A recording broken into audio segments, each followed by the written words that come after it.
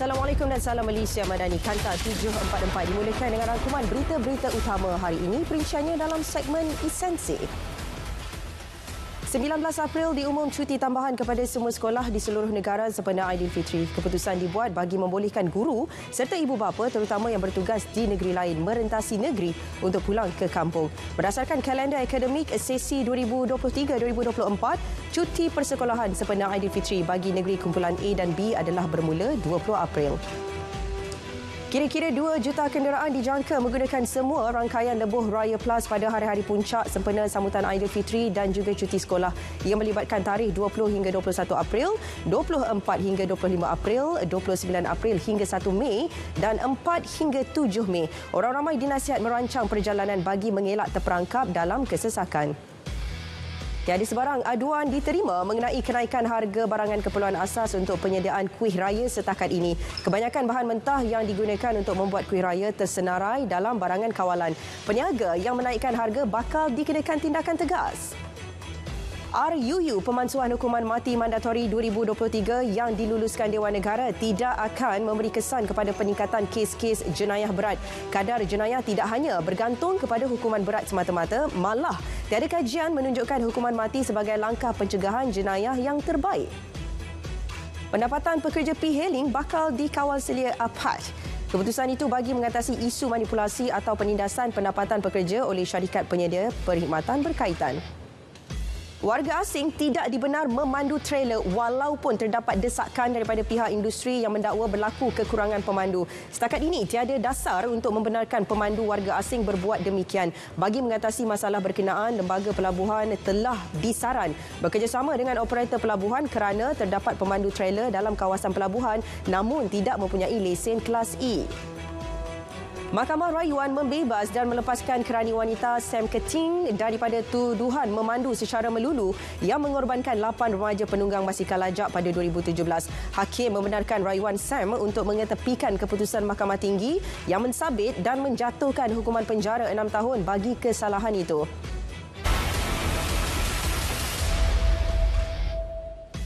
Bekas Menteri Besar Perlis Datuk Seri Azlan Man akan didakwa sekali lagi di Mahkamah Session Kuala Lumpur esok atas 5 pertuduhan melibatkan pengubahan wang haram. Semalam, beliau mengaku tidak bersalah di Mahkamah Session Kangar atas 5 pertuduhan berkaitan tuntutan palsu bagi kemudahan cuti seberang laut berjumlah lebih 1.18 juta ringgit antara 2013 dan 2017.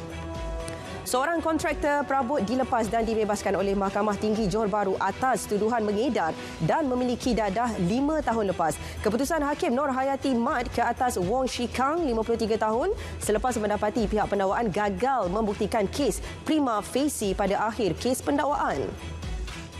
18,000 pil yaba dirampas dalam satu operasi di Jalan Rantau Panjang, Pasir Mas, Kelantan. 2 individu berusia 26 tahun dan 27 tahun ditahan. Seorang daripadanya merupakan warga Thailand. Dadah itu dipercayai dibawa masuk dari negara jiran melalui jalan tikus. Kedua-dua suspek dipercayai anggota sindiket penyeludupan dadah yang aktif di kawasan sempadan.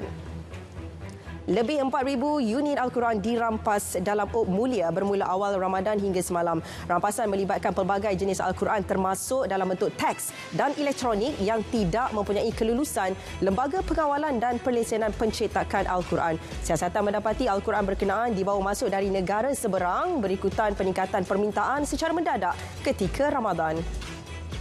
Wang zakat untuk asnaf berjumlah RM22,000 lesap. Itu nasib menimpa seorang kaki tangan masjid di Perlis.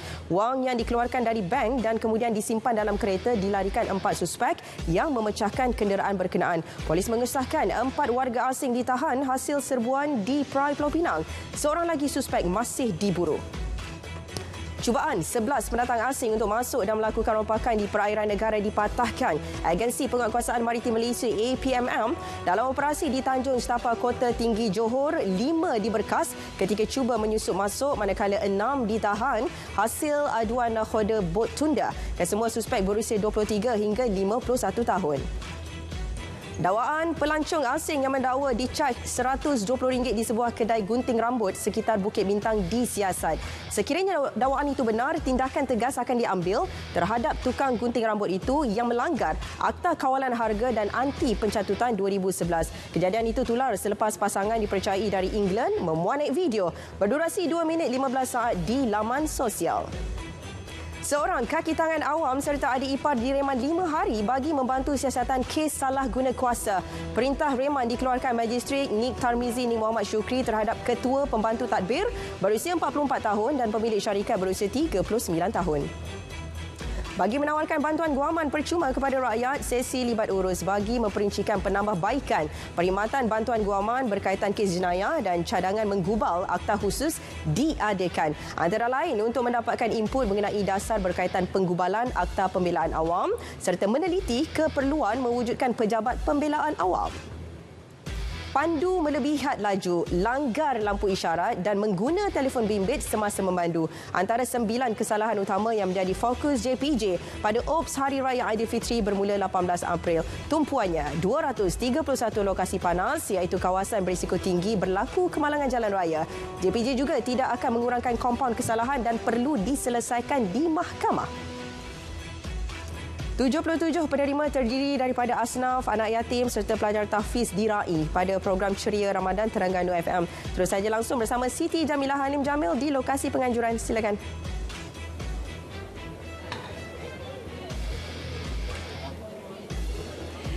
Ya, dia ketika ini tetamu sedang menjamu selera berbuka untuk juadah berbuka puasa yang ditaja sepenuhnya oleh Yang Amat Mulia Tengku Sri Temenggung Raja Brigadier Jeneral Datuk Sri Tengku Baharudin Ibni Almarhum Sultan Mahmud Al-Mutafi Billah Shah, iaitu Komander Regimen 512 Askar Wataniah. Dia sebenarnya selari dengan semangat Malaysia Madani. Program yang dilaksanakan hari ini sebenarnya turut mendekati dan menyantuni golongan yang memerlukan. Melalui program Ceria Ramadan yang menjadi acara tahunan bagi RTM Terengganu ini setiap kali tibanya bulan Ramadan, dan hari ini kami amat berbesar hati dengan kesudian Komander Regimen 512 Askar Kemah Wataniah kerana sudi menaja jamuan berbuka puasa hari ini, dan dia sebenarnya simbolik kepada ulang tahun RTM ke-77. 77 penerima hari ini diraikan, terdiri daripada kalangan asnaf, anak-anak yatim dan juga anak-anak tahfiz menerima sumbangan hasil kerjasama erat rakan strategik. Dan antara rakan strategik Ceria Ramadan kali ini iaitu Majlis Agama Islam dan Adat Melayu Terengganu MAIDAM yang memberi sumbangan wang tunai dan AC gas kepada peniaga terpilih, Jaja Cinta Haircare yang memberi sumbangan wang tunai serta produk kecantikan kesihatan, manakala Adabi Consumer Sdn Bhd rakan strategik juga turut menyampaikan kepelbagaian produk Adabi kepada 77 yang diraikan hari ini. Dan pastinya hari ini kami amat orang kata gembira apabila kami mendapat disajikan sepenuhnya oleh kaki tangan Kem Wataniah 512 Regimen ini, di mana hidangan istimewa hari ini iaitu gulai kawah, nasi putih, ayam berempah dan juga kambing golek. Dan semoga program ini akan berterusan dan kerjasama yang terjalin ini akan berterusan sampai bila-bila. Okay, dia itu saja dapat kami kongsikan ketika ini untuk program Ceria Ramadan Terengganu FM langsung dari Bukit Pak Apel, Kuala Terengganu untuk Kanta 744. Dia silakan. Baik, terima kasih Siti. PTPTN mengagihkan kira-kira 13,400 bekas bubur lambuk menerusi program Imarah Ramadan Imran yang bermula 28 Mac lepas hingga hari ini. Program CSR ini dijalankan di 14 institusi pengajian tinggi serta politeknik terpilih di seluruh negara. DUIAM Gombak menyaksikan Raja Pemaisuri Agong Tunku Azizah Aminah Maimunah Iskandaria Almarhum Sultan Iskandar berkenan mencemar duli berangkat ke program ini. 75,000 diperuntuk kepada Pusat Pengajian dan Perlindungan Golongan Rentan di Ibu Negara menerusi program Rahmah Ramadan, anjuran Majlis Agama Islam Wilayah Persekutuan MAWIP. Ia bagi memastikan kanak-kanak daripada kesemua golongan mendapat akses pendidikan formal yang sama rata. Sepenuh Ramadan, MAWIP menyediakan RM500,000 program Rahmah Ramadan seluruh wilayah persekutuan. Keputusan peperiksaan sijil Tinggi Agama Malaysia 2022 akan diumum 18 April ini. Calon boleh mendapatkan keputusan daripada sekolah masing-masing bermula pukul 10 pagi. Bagi calon persendirian, keputusan peperiksaan akan dihantar melalui pos atau calon boleh menghubungi Jabatan Pendidikan Negeri tempat calon mendaftar. Orang ramai dinasihat berhati-hati serta membuat semakan teliti sebelum memberi sumbangan melalui kod QR di masjid atau surau. Semua pihak terutama ahli jawatan kuasa masjid dan surau juga disaran sentiasa memantau kod QR di masjid dan surau masing-masing agar sumbangan atau infak tidak terlepas kepada pihak yang tidak bertanggungjawab.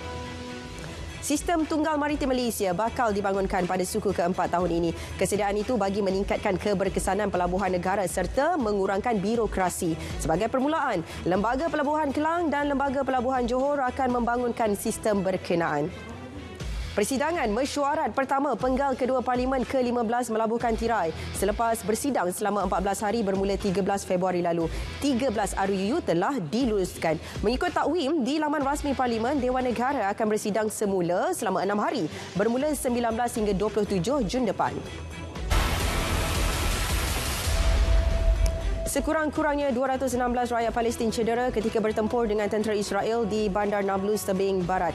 Pertempuran sengit berlaku di Kampung Beita. 22 individu ditembak dengan peluru getah manakala berpuluh-puluh lagi terhidu gas pemedih mata. Pertempuran tercetus selepas 7 Menteri Israel, 20 ahli parlimen dan lebih 17,000 pendatang Israel menganjurkan perarakan ke arah pos Avatar.